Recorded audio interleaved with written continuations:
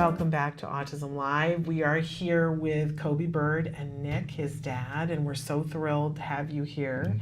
Thanks for having us. Because I had said to your wife that I love to get the parent perspective on this too, because Coby's just told us that things are moving really fast. Just did this huge role on The Good Doctor, and things are changing for him, and things are changing for your family because of that. And I'm wondering, what's it like as a parent? You guys have been, I gotta say this too, you guys have been so amazing, making sure that he has what he needs in the classes that we're thrilling him, and you're two of the best parents in the world. But now it's all happening. Is it a little intimidating? No, because actually my wife's taking the brunt of most of it, and I'm like in the back, like the support, but also like, I don't know. It's overwhelming, but it's fun. I think I think that's the biggest thing. It's more fun for me, and I know for her, she's doing the work and she's putting in the time with his career, and he's doing the work. So I kind of like reap the benefits, so to speak. I mean, it's you know, I when we went to Vancouver, it was really cool to see him work on a professional set and to be a part of something. And like you said earlier in the segment before, we just had seen the pilot, so we didn't know. I mean, we knew about the character, we knew about the autism, we knew about him being a doctor, but we didn't know. Right. And then when we saw the pilot. And if anybody who knows me, I am the biggest critic, and I hate a lot of things. Right. The entire pilot, I kept looking at Rachel and was like, "This is so good. This is so good." It is. Crying, and it was one of those things where, like I said, I don't like normally get excited about, and knowing that he was going to be on it, and knowing that I think they got it right. Yes. I think that was the biggest thing for us in the autism community is getting it correct and getting it right. And you know, the spectrum's so big, and you know that, and everybody falls into the different category, you know, of the spectrum. But to get that right, you know what I mean, and for him to be a part of that, and I mean, the show's amazing. Everybody on the show's amazing. Crew, you know, cast, everybody. It was such a great experience, not only for him but for me. They treated me like I was him, like I was part of cast, which was amazing. It's a great picture right now of you with Freddie Highmore on the screen. And I hear that, I didn't realize that he was producing as well, that he was producing the episode that you were in. Was he, I mean, we always love to hear, was he super duper nice? Oh, yeah, he was. He was amazing. Like, he's like top notch. Like everybody was. And he was, I mean, actually, that picture was taken in between takes.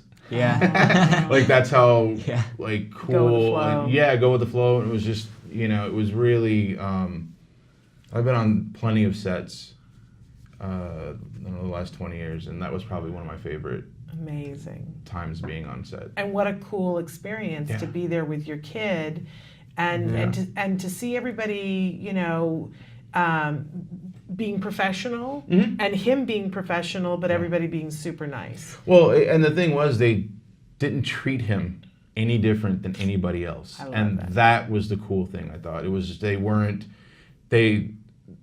his dietary needs, which Crafty up there was absolutely amazing. He had some good GFCF. They had they made this gluten-free, dairy-free ham panini for him, like pretty much every day. But yeah, so I mean, so they knew that kind of, you know, going into it, but not once did they ever treat anybody. We were all part of the family. Like, it was really like a really cool experience. So talk to me a little bit, both of you, about what the prep was like, because you had 14 days up there, a lot of shoot dates. There were some makeup dates because you had some makeup things to do, school. But, you know, when you were preparing for a scene, is that something that he does on his own, Dad, or did you help him in any way? I tried to help, but I remember giving him because we would get the sides or they get the scenes for the the next day, and I remember specifically it was 9:30 at night, and I said, Cobes, read, your scene for tomorrow. At 9:38, he came back and said, I'm done, and it was like 2.5 pages, and I'm like, all right. I go over the scene with him, and he knew word for word. He knew it, and I was like, okay. Like I just literally You stayed out of his way. Yeah, there's no reason, to like with any actor, let alone somebody on the spectrum, to go. You have the director telling you what to do. You have this person, and then now you have a dad telling you what to. It's like, no. You stayed out. Just stayed out of his way. If he needed anything specific, I was there for him. But as far as the acting and the whole professionalism, that was all him. And they, he did his thing, and I was literally there to help if he needed to, be caught. Yeah. Didn't need it once. Didn't need it. Yeah, he was amazing. Well, I have to say, I want to thank all of you because the way you carried yourself professionally reflects so well on everybody who comes behind you. Mm-hmm. And nobody wanted to put that pressure onto you, but the fact that you carried yourself so well in a professional situation opened up a door for every actor who's on the spectrum behind you. Mm-hmm. The fact that you're 15 and that you could deliver on this job and deliver so professionally, wow, Coby. That opens the door for so many people. And thank you, and please thank Rachel as well for the fact that you carried, because you could have gone and been, the crazy parent about, no, it's got to be this and it's got to be that, and that would have reflected on all of us too. But the fact that you went, trusted him, you guys making us all look good. And that's going to open the door for more people. We're out of time, and I hate it, but I just want to say that we look forward to what's going to happen next. And thank you, because I know you have other things and other outlets that wanted you, but thanks for coming back here and being with us, because we're like your biggest fans. No, thank you. And Coby, we just can't wait to see what's next.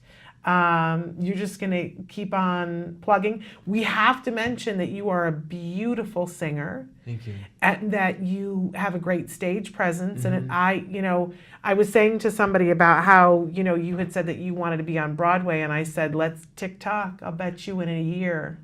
Mm-hmm. Want to bet that with me right now? I'll bet that you're on Broadway in a year.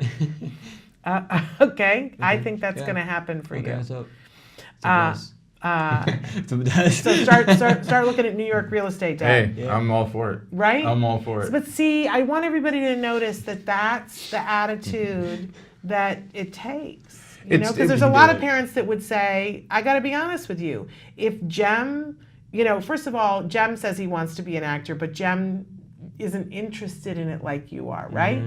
Mm-hmm. And if Jem said, and I want to go to New York, I'd be like, wait till you're 18, baby. You know what I mean? But not these parents, okay? No, whatever. I mean, look, whatever he wants. This business is hard, and he needs, good navigators. I mean, we're all part of the same ship. Yeah. So we're all trying to go in the same direction. So. Well, it's awesome. You guys are awesome. Thank you. Thank you. And it was so amazing. I was so thrilled for you, and thank you for being here. Where should people follow you? Because you mentioned Instagram. You can follow me on Instagram. The account is the Coby Bird. The Coby Bird. Yes. Okay, and it's Coby, no L. You're not hearing an L there. C-O-B-Y. C-O-B-Y. And bird, like you would spell bird, but the T-H-E-C-O-B-Y-B-I-R-D. Yeah. Fabulous. Well, we'll keep you guys posted on what Coby's doing, and whenever you have time, you come back and visit us, and keep being the fabulous person that you are.